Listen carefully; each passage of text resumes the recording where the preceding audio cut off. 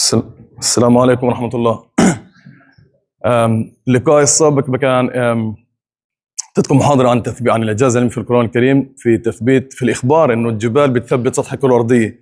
للي بكاش موجود بكاش حاضر بلخص لكم المحاضرة اللقاء السابق في عدة جمل.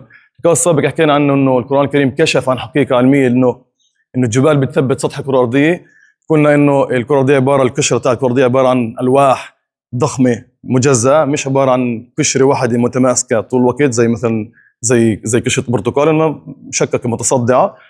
8 ألواح ضخمة وفي 12 لوح صغير. كنا إنه الطبقة الثانية اللي تحتها طبقة الوشاح عبارة عن طبقة سخنة جدا ولزجة جدا وفيها ضغط عالي، درجة حرارتها قريب للقشرة 1000 درجة مئوية وقريب للنواة 3000 درجة مئوية. كنا فيها ضغط عالي ولما يصير بركان بيطلع منها الحمم البركانيه اللافا وكذا. فكنا هذا السبب بحد ذاته انه في عندك فوق قطع طافيه على طبقه الوشاح. هاي بحد ذاته السبب انه القطع قشره الكره الارضيه تصير تتمرجح تميد تضطرب، مع ذلك سطح الكره الارضيه ثابت. وكنا برضه في اخر سبب ثاني بدينا للتساؤل ليش الكره الارضيه سطح الكره الارضيه بتمرجحش، انه الكره الارضيه بتلف حول نفسها طول الوقت بسرعه عاليه اللي هي 1675 كيلومتر بالساعه، وطبعا في لها قطع منفصله اللي هي سطح الكره الارضيه، مع ذلك بتمرجحش مزبوط. وكنا برضه الكره الارضيه بتلف حوالين الشمس بسرعه 107 كيلومتر 225 107,000 كيلومتر 225 107,225 كيلومتر بالساعه. بهاي السرعه بتلف الكره الارضيه، مع ذلك بصيرش ولا اي تارجح او تمرجح لسطح الكره الارضيه لالواح الكره الارضيه. كنا السبب لهي الشغله انه الجبال مغروسه في القشره من القشره الكره الارضيه لتحت، بتنفذ للطبقه الثانيه الوشاح بعمق يتراوح ب7 8 9 لحد 22 ضعف من الجزء اللي شايفينه فوق السطح. يعني الجبل اللي شايفينه اضرب 15 10 22 مره بتلاقيه مغزوز تحت. وكنا عباره عن ضخمه عن كتله الجذور تاعت الجبل عباره عن كتله جدا جدا ضخمه، ولذلك هي تطفو وتتوازن كلب الطبقه الثانيه، وهكذا هي تثبت سطح الكره الارضيه. وهكذا هي برضه بتعمل شغل الاوتاد والجبال اوتادا. هاي بتلخيص جدا شديد للمحاضره اللي سبقت. هاي اللقاء اليوم عن موضوع طبي، الا وهو انه القرآن الكريم قبل 14 قرن، قبل 1400 سنة ميلادية، ذكر أو نسب للقلب وظيفة تعقل وإدراك وفهم. وهذه الوظيفة ولا واحد ولا أي مصدر غير القرآن الكريم نسب هاي الشغلة. فقط القرآن الكريم اللي بعد المعتصم، فقط القرآن الكريم نسب هاي الميزة، بينما باقي الشعوب والحضارات نسبت دائما للقلب برضه بالشعر والأدب وكذا، محل الإحساس، محل العواطف، محل الشعور مزبوط، في الغرام، في الحب وكذا، ماشي. بينما الشريعة الإسلامية أعطت للقلب وظيفة جدا جدا مهمة، ألا وهي مثلا في الحديث الشريف: ألا إن في الجسد مضغة إن صلحت صلح سائر الجسد. إنه القلب نفسه بيأثر على التقوى أو موضع التقوى، موضع الإيمان وكذا. تسلم، بارك الله فيك. وبرضه القرآن الكريم في آيات القرآن الكريم تقول أو تنسب وظيفة التعقل. مثلا سورة الأعراف: ولقد ذرأنا لجهنم كثيرا من الجن والإنس لهم قلوب لا يفقهون بها. فقه الفهم نسبه للقلب. سورة الحج: أفلم يسيروا في الأرض فتكون لهم قلوب يعقلون بها. صفة التعقل برضه نسبها للقلب. بس مهم جدا جدا ننتبه لنقطة جدا مهمة: القرآن الكريم لم يحصر الفقه والعقل والفهم ذاك فقط في القلب. يعني ما نفاش وظيفة الدماغ وظيفة العقل زي ما في ناس بحاولوا يشوهوا هاي الفكرة ويفتروا على الإسلام. لا، اللي عملوا الإسلام ولا أضافوا أو الإضافة تاعته إنه القلب أعطاه وظيفة إضافية ما نعرفهاش من قبل، أما نفاش وظيفة العقل. بالعكس، قولوا الألباب، قولوا العقول برضه بالقرآن الكريم كلا. يعني بيقولوا النهى والعقول، الأشياء بيمدح العقل القرآن. اللي بعده أخ بعد ما تظن زي ما قلت لكم، هاي آيات اللي أحد الآيات اللي جبتها بالقرآن الكريم تحكي عن بتنسب وظيفة فهم وإدراك للقلب. اللي بفرجيكم إياها إنه المفسرين القدامى، يعني الطبري بالقرن العاشر ميلادي، ابن كثير بالقرن ال14 ميلادي، برضه لهم وفيين الفكرة إنه القلب فيه وظيفة تعقل وفهم وإدراك، على الرغم إنه ما حدا بك يعرف هاي الشغلة. يعني من ناحية علمية آنذاك ولحد القرن العشرين ما حدا أعطى القلب وظيفة فهم وتعقل.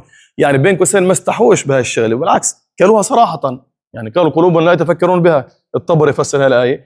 ابن كثير قال: أي يعتبرون بها عن الفهم والإدراك. بدل قديش المفسرين والعلماء الإسلام بيآمنوا في النصوص الدينية، وفيش عندنا مشكلة طالما يعني حتى انه العلم ما اكتشفش هاي الحقيقه العلميه انه نقول فيها وننادي فيها، لان القران الكريم هو كلام الله المنزل الغير محرف. اللي بعده المهم هذا مش درس عن القالب التشريح، وانا بس حبيت نجدد فكره معينه او نجدد الفكره انه القلب طبعا الدماغ بيتحكم في كل الجسم عن طريق الاعصاب، مضبوط، العضلات وكذا وكذا. واحد هاي الاشياء بتتحكم فيها هي القلب، يعني عن طريق اعصاب معينه بتنزل على القلب، بسرع الضغط، بسرع النبض، السرعه طبيعه النبض، او بخفف من النبض وكذا.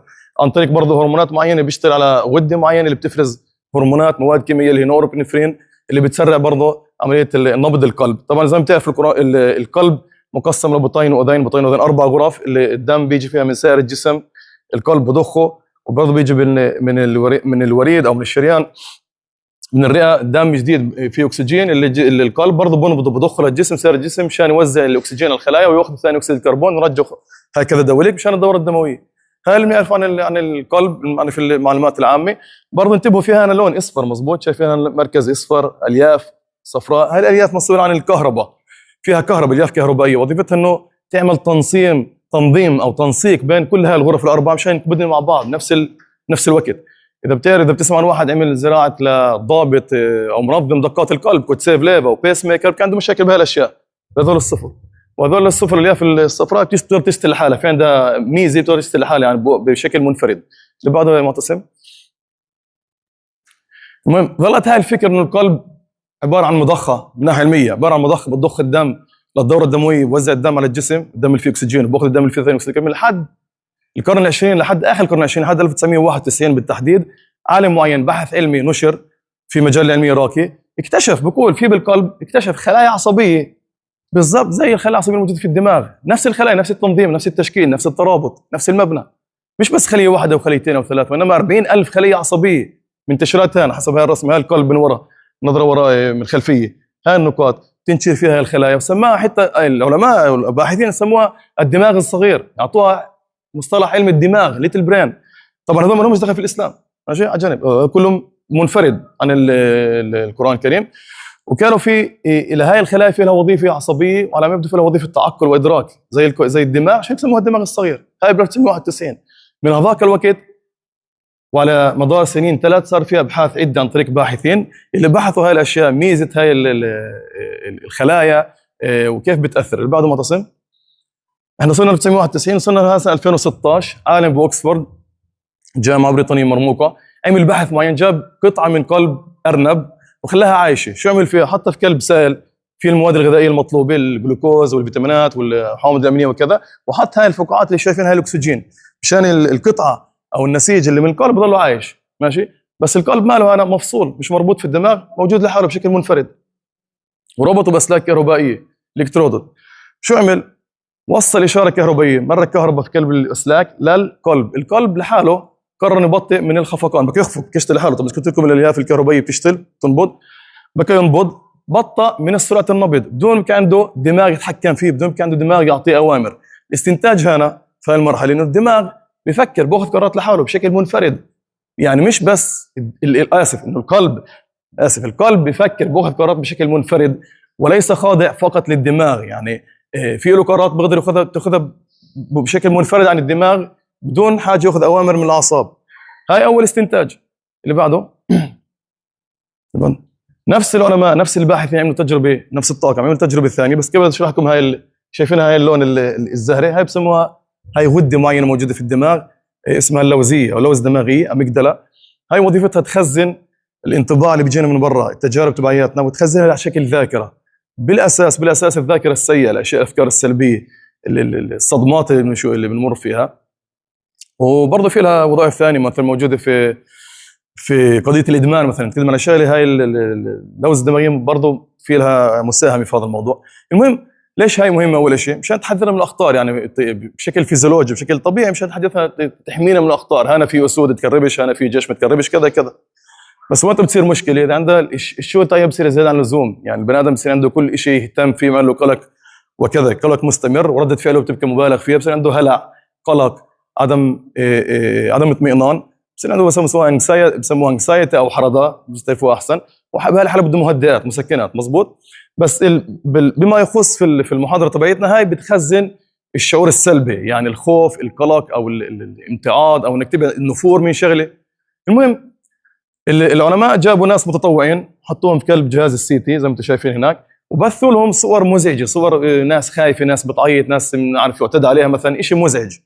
وشافوا شو بصير في هاي في المنطقه هاي المنطقه اللوزه الدماغيه الاميجدلا، شافوا شو بصير هناك زي ما انتم شايفين هنا الصور اللون الاصفر عملوها تحت السي تي. هسا عملوها بثوا الصور بطريقتين، بثوا اول مره بطريقه طبعا هم بصوروا الدماغ بروح حطوا هنا الكترودات على القلب. اول طريقه بثوا الصوره للمتطوع بدون ما القلب ينبض، يعني مش القلب بنبض بث الصوره هو القلب مش لما ينبض، بين النبضه والنبضه الثانيه. وبطريقه الثانيه لما القلب نبض، يعني اللي بيستقبل العين الدماغ برضه مع القلب، لما القلب ينبض بتفرجيه الصوره بيستقبلوها عضوين اللي هو الدماغ مثلا الدماغ والقلب ماشي. وفي طريقه ثانيه اللي هو الدماغ لحاله بدون القلب. بس ليك انه الدماغ لحاله برضه بخزن شعور سيء، يعني هاي المنطقه الصفراء بتشتغل زي ما انتم شايفينها مصوره، بس لما القلب موجود او بيشترك مع الدماغ في استقبال المعلومه هي الصوره، يعني بنبض بنفس الوقت بشوف الصوره البني ادم، التخزين بك اصعب. شو يعني بك اصعب؟ هان اللون كلون اصفر غامق على حمار على برتقالي، يعني حده الشعور بك اعمق، الانزعاج بك اصعب. شو الاستنتاج هنا؟ انه القلب بياثر او بيشتغل مع الدماغ في تخزين المعلومه، يعني القلب مش بس عضو منفصل، وانا لا بيشتغل مع الدماغ، يعني مش بس خاضع للدماغ باخذ منه امر، لا برضه بأثر على الدماغ او بيشتغل معه، او في حوار بين الاثنين بين القلب وبين الدماغ. هاي برضه استنتاج من هذول مجموعه العلماء. اللي بعده معتصم. شيء ثاني، هذا بحث عملوه على مدار 5 سنين في ناس كبار في السن طبعا، اللي هم صار عندهم زراعه قلب، زرعوا لهم قلب وعملوا لهم متابعه على مدى 5 سنين. طبعا جابوا لهم عقبالهم مجموعه مشان يقارنوا مجموعه ما فيش عندهم زراعه قلب، بس نفس الفئه العمريه طبعا نفس الاعمار، يعني مثلا واحد عمره 67 سنه زرعوا له قلب، جابوا واحد عمره 66 او 68 او 65 او كذا مشان يقارنوا معه. المهم هذول على مدار 5 سنين البحث تابع امتحن وتابع قدرات التحليل والادراك عندهم. شو يعني بدكم تمتحنوا تجيبوا مثلا الصور بطاقات عليها الصور، كل طلع عليها احفظها كلبها كل شيء اللي شفته، او مثلا يعطوه اسئله جمع طرح اجمع هاي مع هاي اعمل هاي مع هاي، بيفحصوا القدرات التحليل والادراك او الذكاء اللي بدكم اياه. المهم بعد 5 سنين بعد ما قارنوا بين المجموعتين، بين اللي زرعوا لهم القلب بين اللي زرعوا لهم مش القلب، لكنه في فرق جوهري بين المجموعتين. المجموعه اللي ما زرع لهاش قلب يعني السليمين بين قوسين، لكن عندهم قدرات الفهم والذكاء والمهارات الفهميه الادراكيه اعلى احسن من هذول عندهم صار هبوط نزول في قدرات الفهم والتحليل. هذا بدل القلب الاصلي بين قوسين في له تاثير على قدرات الفهم، مزبوط. هي اخرى عامل اللي بضيف او اللي بشكل او اللي بكون الصوره انه القلب فيه له وظيفه تعقل وفهم. اللي بعده معتصم. هاي اخذتها من موقع الجزيره، هاي قصه صارت في الاردن. مش بس هاي القصه، ملان قصص، لو تدوروا بالانجليزي بتلاقوا ملان مئات تقارير انه دائما كل اللي زرع لهم قلب انتقلت معهم ذاكره من المزروع له. طبعا المزروع له مات، تنتقل معه ذاكره اشياء بتغير، بس عندهم تغيير في الذوق في الطباع في الاهواء. ملان قصص. بقدر اجيب لكم مثلا قصه واحده زرعوا لها قلب صار عندها ميل جدا شديد لا تاكل الدجاج هذا المقرمش الكنتاكي والفلفل الاخضر. طبعا هاي القصه كلها من امريكا اغلبها. وصار عندها نهم شديد، بكاش عندها هاي الطبع. بعد ما طلعت بعدها بفتره من زراعه القلب راحت تعرف على عائله المتبرع اللي تبرعوا لها، خرفتهم هاي الاشياء. قالوا برضه انت اللي بكى ميت المتوفي بكى ولد، بكى لما بكى على شاب، بكى عمل حادث طرق مزدقل، من حد بكى في الجاكيت تبعه الفلفل هاي التوابل اللي بتحبها اللي بحبها هو اللي بتحبها هي برضه انتقلت إلها، بكى يحب برضه الكنتاكي وهالاشياء نفس الطبع. التقارير الثانيه بتكون نفس الشيء، ناس بكونش دخنوا صار دخنوا سيجار، ناس بكونش واحد عمره 55 سنه صار او خمسينات صار يسمع روك هيفي ميتال، يعني شيء مش طباعه انتقل له من المتوفى. حالات ثانيه ملان حالات. حاله ثانيه اللي هي جدا صارخه انه مثلا واحد يزرعوا لها قلب، بعد ما زرعوا لها قلب حس انه في شيء لازم تخرف عنه، كنت تتعالج عند واحد بنسميه معالج نفساني او معالج عقلاني بسيخياتر بسيكولوج اللي بكم اياه، تخرف في شيء مزعجني، في شيء لازم اخرف عنه للبوليس، في وجه واحد طخ ضرب قتل. لحسن حظها اللي بيعالج فيها بكى يعني تفهم الوضع وحس انه هذا الشعور حقيقي مش تتخيل مش تخيله، خذها البوليس خرفتهم قصه خرف وصفتهم بشكل واحد واجى طخ وقتل وكيف اعطهم التفاصيل جدا جدا دقيقه مع المحل. المهم البوليس باخذ بالمعلومات هاي بيقارنها ويتضح انه القلب اللي اخذته هي بكى طيب على واحد شاب انقتل في الغلط في عمليه اغتيال، يعني ما في طخوه بالغلط في محل معين، هي وصفت المحل هذاك وانه طخ ولكيو زقطوا المجرم او اللي اغتال عن طريق التوصيفات تبعياتها. قصه ثانيه واحد زرعوا له قلب، حب يتعرف على اللي تبرعوا له في القلب، تعرف في منه اخذ من بني ادم ثاني، طبعا تعرف على مرت على الارمله تبعت المتبرع، صار في اعجاب بينهم وتجوزوا في الاخير. خرفته انه جوزها انتحر في يعني مات منتحر بعد فتره 6 7 5 سنين منه. البني ادم نفسه بينتحر، اللي اخذ العمليه زراعه القلب برضه بينتحر. وملان تقارير. هاي احد التقارير موجود في العربي، شاب من الاردن احتاج لزراعه قلب، زرعوا له قلب. بعدها حس انه صار يحب ياكل كشري، الكشري الاكل المصري اعتقد، فحس انه طلع عدس مع فول مع كذا مع رز. صار يحب ياكل كشري ويشرب قهوه بشراهه، بكشرب. هاي الطباع كانتش موجوده عنده من قبل. المهم حس انه لازم تعرف على العيله. هو بيخرف. في مره كامله تعرف عليه لسه، راح على مدرسه بكشتر مع واحد كهربائي وكذا قريب له. فات على مدرسه، قبل ما يفوت حط اجره على المدرسه، صار عيط، صار عنده انهار وصار عنده حزن شديد. هو بيخرف. المهم راح على العيله.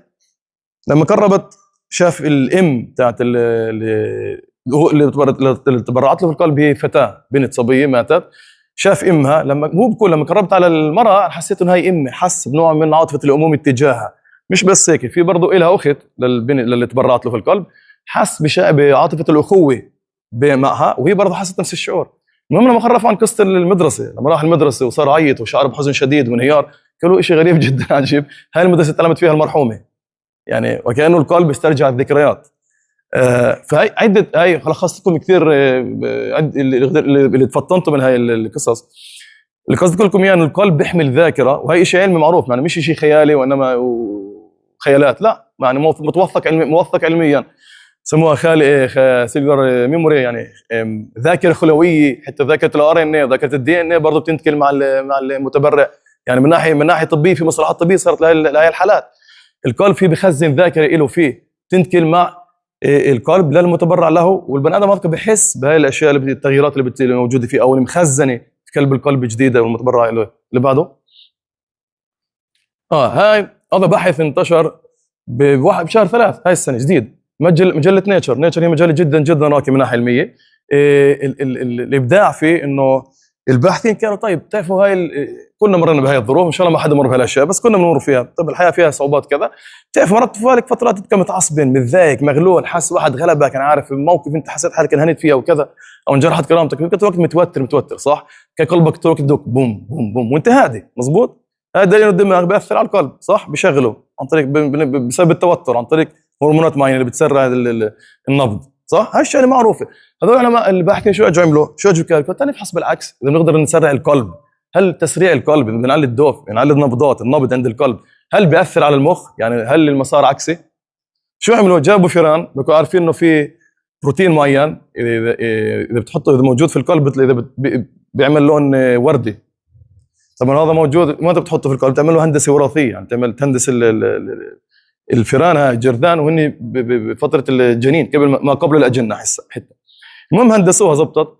ففي عندهم، صار في مجموعه اللي في عندهم هاي البروتين اللي هو لما تبث عليه اللون الزهري بصير بيعلي النبض، يعني النبض بصير يشتغل بيعلى بدون كان عند الفار هموم. حلو. وجابوا اقبالها فريق جماعه فئران او جرذان اللي عاديين، فيش عندهم هاي البروتين اللي بيعلي النبض. المهم حطوهم في كلب قفص وعادي، يعني بيلعبوا بوكلوا عادي. شو عملوا؟ كاموا القفص، كاموا الحاجز عن هم كلب قفص، مزبوط. كاموا الغطاء عن القفص، شافوا يصير تغير في التصرفات بين المجموعتين، لكن المجموعتين بتصرفنا عادي، فيش شيء بتغير. يعني اللي عندهم الفئران اللي عندهم القلب مزروع له هاي اللي بعلي النبض ما تاثروش، تصرفاته ما تاثرتش. وانت تاثرت لما نكلوا الفئران كلياتهم، حطوهم محل وسيع مفتوح، كموا من قفص تبعهم لقفص ثاني، قفص مفتوح. يعني شو مفتوح؟ يعني واسع مش ضيق. بهاي الحاله بالنسبه للفئران كالوضع زي ما احنا كلاتنا، يجي واحد يكيمنا مره واحده وكنا ياخذنا هسه مره واحده يحطنا في نيكاراغوا او بطهران او مش عارف وين بالخرطوم، منطقه محل ما يعرفوش، غريب عنا، بنحس حالنا متوترين مهددين، مزبوط. نفس البيئه غريبه عنا وهو بتهدد فينا. هم بالنسبه لهم لما تحط الفئران منطقه مفتوحه، القفص كمفتوح وساع، بالنسبه لهم زي ما بيكون في حد بده يجي يفترسهم بس، او شيء من النوع، تخيلوا مفترس بده يجي يفترسهم، فعندهم نوع من التوتر. المهم راقبوا المجموعتين، المجموعه اللي هي عاديه، ما فيش عندها تسريع نبضات القلب، شافوها بتصرف عادي. المجموعه اللي عندها نبضات القلب عاليه، شافوها بتهرب من القفص، مو القفص في له حدود طبعا، مزبوط، بتهرب من الذكران من الجناب، بتروح بتتخبى ورا، يعني بتكشف النص، بتتحاشى الالتقاء، بتتحاشى التصرف الاجتماعيات، وانما بتهرب تتخبى. في عندها نوع من الخوف، الهلع او الحرضاء، الانكزايتي، هاي التحليل من ناحيه نفسيه لهذا البحث.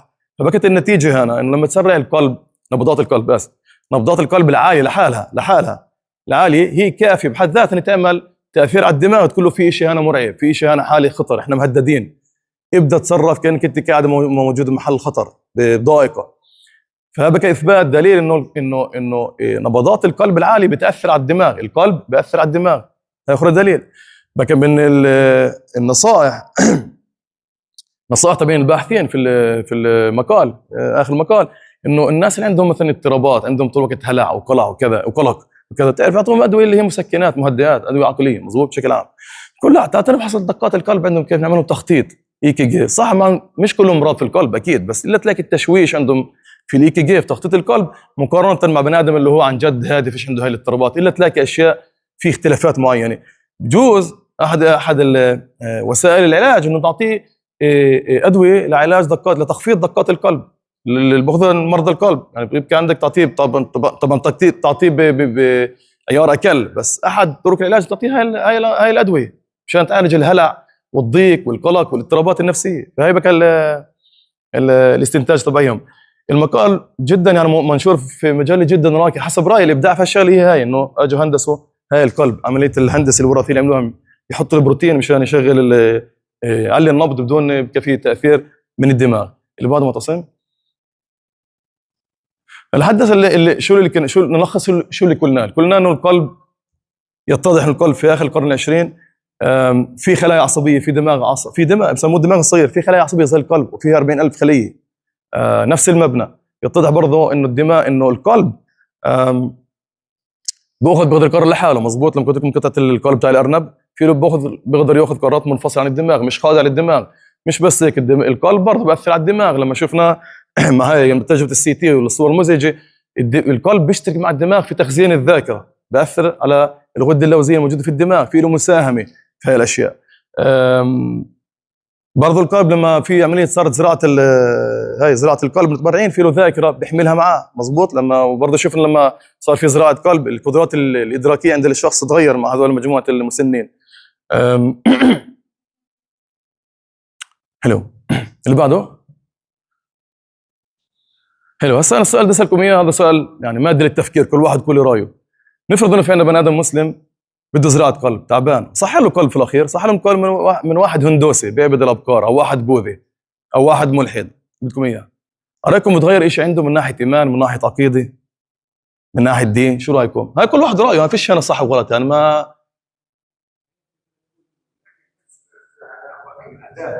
إيه. اكيد هاي رائعه يعني مخزون في القلب، راح يتكل يعني طبيعيه، راح يتكل الانسان. انا بقول له راح يعني الشيخ راكز بتقول انت انه راح يتاثر، راح يصير عنده تاثير في الايمان. ماشي. استاذ عبد الحكيم العزيز، قصدك يعني في الطباع والتصرفات. يعني في استاذ الحكيم بيقول في بالتصرفات تتغير، بس ما اظنش في العقيده. في راي ثاني؟ فيش يا جماعه، فيش صح فيش غلط، انت كل واحد كل رايه. دكتور. بالنسبه انه بما في تواصل بين في النبض، طبعا زي ما قلنا في شويه اعصاب وفي فرق احتمال كبير يمكن من هي الدماغ واثر على يعني راح يصير تشويش في العقيده في الايمان. ماشي. الدكتور بيكون راح يصير تشويش في العقيده. طب محمود، مزبوط؟ محمود صح، ما غلطتش.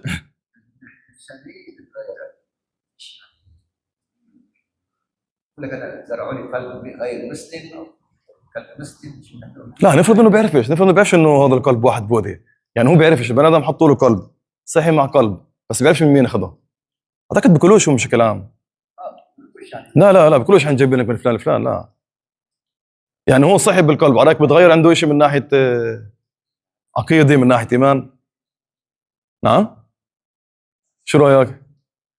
ابو محمود امتنع عن الاجابه. في واحد بده يجاوب؟ في حد بده يزيد شيء؟ جارنا العزيز. نعم. شو رايك؟ انا شو بده يغير عنده شيء؟ كله بتقوله مزبوط، بتغيرش، اغلب الاحتمال بتغيرش. نعم حلو، هو القلب فيه له تاثير زي ما شفنا، فيه له تاثير، بس احنا زي ما قلت انت، زي ما تفضلت انت، الدماغ موجود طبعا يعني. حلو برضه صالح، مضبوط، هذا قصدي لكم اياه. انا السؤال نفسه فيه بكلبه تمويه. شو التمويه؟ او تمويهين. شو التمويهين؟ انه اول شيء بيلغي كيلو يعني، وكانه بيفصل عمليه انه الدماغ موجود، والدماغ مش موجود يعني بتلاشى او بتجاهله، مع انه القلب زي ما قلت الدماغ موجود، العقل موجود. فكدمه عنده تاثير من ناحيه التفكير، التفكير عنده التفكير هذا موجود، التفكير هذا رئيسي. العقل هو الدماغ هو اوسع من القلب من ناحيه وظائف ادراكيه، اكيد هذا الكل فاهمينها. فهي الشغله موجوده. ثانيا وكانه برضه احنا نفترض انه الايمان بس واقع شغله التفكير وخلاص. لو بس واقع شغله التفكير وخلاص كان كل واحد ذكي في الدنيا مسلم مؤمن مزبوط. بس لا، مش هيك الشيء يعني. ستيفن هوكينج سمعتوا عنه، هذا مات قبل عده سنوات، البروفيسور بالفيزياء تاع من نظريه البيج بانج. هذا بني ادم ملحد وبكى يصير على الالحاد وبكى يطلع 1000 قصه وقصه مشان على نظريه، وهو بني ادم عبقري، معروف انه عبقري بس ملحد. طب ليش الالحاد موجود؟ هل الالحاد برضه له دخل في العقل بالتفكير، وبرضه له دافع نفسي، دافع ضمير، نفس الشيء الايمان. هل الايمان بس قصه تفكير وعقل، ولا برضه في شيء عباره عن اعتراف، عباره عن ضمير وجدان معين؟ تعالوا نرجع مشان نقفل الجواب، تعالوا نرجع للسيره النبويه. لما الرسول صلى الله عليه وسلم بعث اول البعثه بكلب مكه، ومكه عارضت وصارت تحارب فيه، هي فتره الدعوه السريه اول 3 سنوات. ابن اخت ابو جهل بيسال ابو جهل بيقول له يا خال امحمد كاذب؟ ابو جهل شو بجاوب؟ بيقول له ويحك ان محمد لصادق. ابو جهل بيقول له محمد صادق، ولكنهم اطعموا فاطعمنا، سقوا فسقينا، اجاروا فاجرنا، حتى جثون على الركب. ان هم واحنا، هم يعني بني هاشم عائله الرسول صلى الله عليه وسلم، وهم واحنا هم بني خزاعه عائله ابو جهل. يعني هم طعموا الناس واحنا طعمينا، وهم سكوا الناس واحنا سكينا، هم كريم محمد صالح وهم كريم محمد صالح، اللي عملوه عملنا، حتى جثونا، وهم حموا الناس واحنا حمينا الناس، حتى جثونا على الركب، صرنا زي بعض، اللي عملوه عملناه، صرنا قد بعض من ناحيه شرف ومكانه وكذا. فبعث منهم نبي، هم كله ابو جهل كله ابن اخته، فبعث منهم نبي، فمن اين لنا بنبي؟ يعني كلها صراحه قصه ايجو، قصه كبر، مش بس قصه تفكير. مو مقتنع اصلا. الوليد بن المغيره مش بكره يروح يسمع القران الكريم يتنصت، يحاول يسمع القران او ايام الدعوه السريه، او ايام اول 3 سنين من الدعوه، وشافوه هناك ناس من قريش وسالوه، قال لهم ان علاه لمثمر ونسفر لمغدق، وانه يعلو عن القران الكريم، وانه يعلى ولا يعلى عليه. يعني مدح القران الكريم من عليه للطلاوه عن القران، مدح العبارات والايات على القران الكريم، اعترف انه هذا كتاب سماء ومش كتاب بشر، مع ذلك اصر على الكفر. ليش اصر؟ لانه غبي؟ لا، مش انه غبي، ما حدا بكى غبي من كفار قريش ولا واحد. قصه يعني مشان تامن وتعتقد في الاعتقاد الصحيح، مش بس بيلزمك التفكير، مش واقف على التفكير، واقف على اشياء وجداني، شيء ملوش في العقل، شيء ما وراء العقل، شيء بيتعلق في النفس، في الروح، في الضمير، في الوجدان. برضه هاي الاشياء اللي مطلوبه يعني. الناس المستشرقين لما يقرأوا القرآن الكريم، يقرأون سيرة النبي، سيرة الرسول صلى الله عليه وسلم، بيعرفوا من جو متوقعين انه هاي الدعوه مش عبثيه، ما اخترعش دينه ومشوا وراه ملايين الناس وضحوا باللي ضحوا مشان لانه كان شيء كاذب. والقرآن الكريم نفسه فيه اعجاز علمي زي ما احنا شايفين، وفي برضه بكت اعجازات لقريش انذاك لما بعث الرسول صلى الله عليه وسلم، بكت من ناحيه معجزه من ناحيه لغه. بس القصه قصه معانده، عناد، غطرسه، كبرياء، اللي بدكم اياه، ايجو، منافسه، عده اسباب، مصالح اللي هي بتتناقض مع التعليم الاسلامي، مع تعليم الاسلام السمحه، او التساوي والمساواه بين هاي. فلا، الجواب زي ما قلتوا زي ما تفضلتوا انتم، لا، الاعتقاد مش راح يتاثر، راح يتغير بالتصرفات، في الطباع، زي ما كنا هنا في الاكل، في الشرب، في سماع الموسيقى مثلا، في ممارسه الرياضه او عدم ممارسه الرياضه، باهواء البني ادم، باذواقه، بس مش من ناحيه اعتقاد، مش شيء جوهري. اسئله يا جماعه؟ يعطيكم العافيه. سبحانك اللهم وبحمدك، اشهد ان لا اله الا انت، نستغفرك ونتوب اليك. يعطيكم العافيه.